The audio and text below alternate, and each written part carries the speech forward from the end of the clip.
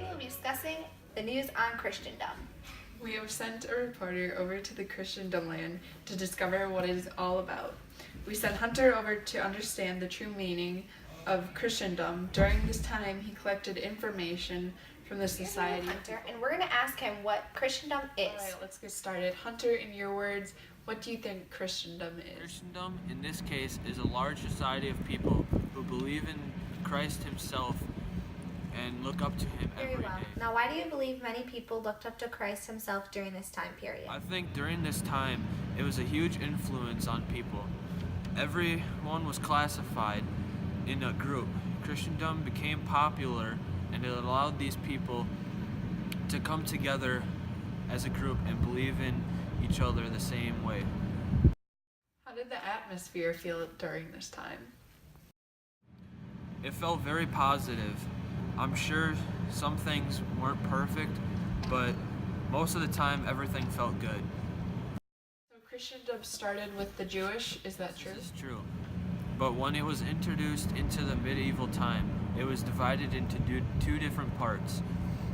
The Western Christendom and the Catholic Church remained a center institution throughout the Middle Ages.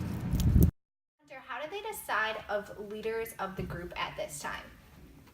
Each congregation formed its own meeting in the house of its own members and elected its pastors. A different congregation in each town or city elected an overall leader. During the time period when the Jews used Christendom, was it divided into two? Yes, it was actually divided in two phases, the apostolic period and the post-apostolic period. Hunter, can you explain the T and O map that you found? Yes, the O stands for the circle of lands. The T is inside the O, and this was a type of a O map, represents only one half of the spiritual earth. How was the experience overall for you? In all, it was an amazing experience of all the people that came together and all the amazing things that they did. In this picture, it shows a new leader being crowned to take over as king of the Christendom group. This normally happened during each congregation, which was when people formed its own meeting in the house of one of its members and electing its pastor. Different congregations of each town or city elected an overall leader. Also in this picture, around the new leader being crowned, it showed people agreeing in this. They are praising the new leader and all are supported. A huge part I learned while on the Christendom land is how important Christ is and how everyone uses it every day.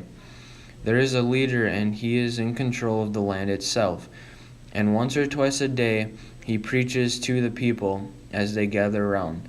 In this picture itself, the leader or preacher is blessing others. This was used every day while I was here, and it was pretty insightful thing to see. This is a picture of the Gothic cathedral. The person who built the best Gothic cathedral often got power because of this.